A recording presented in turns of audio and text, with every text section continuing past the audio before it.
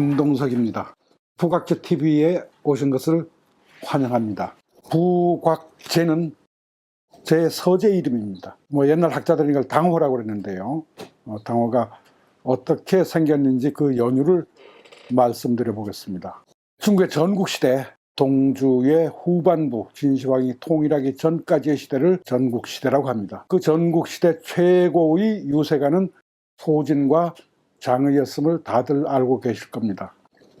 이들은 귀국자에게 유세서를 배우고 나서 각기 칠웅, 진, 제, 초, 한, 위, 조, 연의 왕들에게 돌아다니며 자신들의 주장을 펴나갔습니다. 당시는 서쪽 진나라가 세력이 가장 커서 나머지 여섯 나라들은 함곡간 동쪽에 있다 하여 산동 육국이라고 불렀는데, 이들 육국은 모두가 힘을 합해도 진나라 하나를 대항하기 어려웠습니다. 게다가 진나라는 끝없는 동진 정책을 써서 이들 산동 육국은 어느 나라 할 것 없이 편안한 날이 없었습니다. 이러한 국제정세를 간파한 소진은 소위 합종설, 즉 세로로 여섯 나라가 연합하여 진나라에 대항해야 한다는 주장을 폈습니다. 참고로 장의는 각 나라가 진나라에 굴복하여 따르면 된다라는 주장, 즉 연횡설을 폈죠. 자, 소진은 나서서 합종설을 폈지만 어느 나라 군주도 손사래를 치며 말도 안 되는 소리라 하였습니다. 설득시킬 수가 없었지요. 소진은 노자도 바닥나고 몸은 지치고 그래서 고향으로 돌아오고 말았습니다. 소진의 고향은 낙양, 변두리, 벽천이었습니다. 그런데 실패하고 돌아온 소진에게 아내는 배틀에서 내려오지도 않았고 형수는 밥도 제대로 지어주지 않았으며 부모조차도 그와 더불어 말을 하고자 하지 않았습니다. 소진은 다시 다락방에 올라가 자신의 실패 원인을 분석하여 유명한 쇠마법, 즉 상대 마음속에 절실히 원하는 바를 찾아 설득시키는 일종의 심령술이었습니다. 이 쇠마법을 터득하여 다시 나서서 결국 여섯 나라 왕들 모두를 설득시켜 드디어 육국 연합을 이루어 여섯 나라가 모두 그에게 재상 자리를 주었습니다. 소진은 여섯 나라 재상 도장을 허리에 차고 다니며 어디에 있건 해당 나라의 재상 도장을 찾아서 결제를 하는 큰 인물이 되었습니다. 성공하고 고향에 가지 않는 것을 금의 야행이라고 했죠. 드디어 그는 금의 환영하여, 아니 고향에 가서 자랑하고 싶어 많은 소행어를 거느리고 고향 낙양 벽촌을 찾았습니다. 그러자 그곳 사람들은 달려나와 길을 쓸고 길을 닦고 온통 소진을 맞이하느라 법석이었습니다.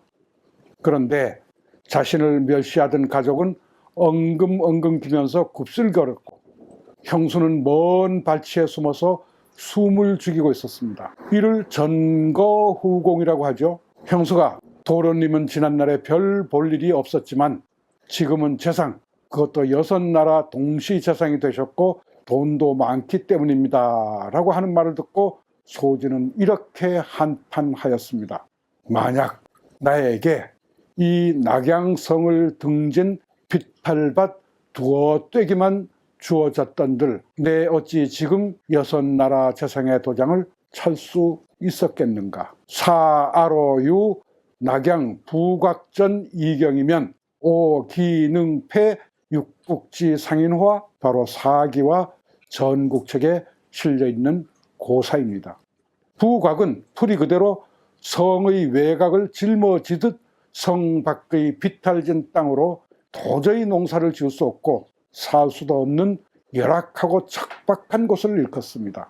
그러한 곳일지라도 그저 농토 두어 골만 있어도 그것 파먹고 일생을 견뎌 살았을 것이라는 뜻입니다. 이처럼 가난, 결여, 빈곤은 도리어 엄청난 재산일 수 있습니다. 그것조차 없었기에 소주는 뛰어나오는 계기가 되었고 어떤 고통도 이겨내는 동력이 되었던 것입니다. 자, 제 얘기를 하면요. 저는 어려서 정말 고생을 많이 했습니다.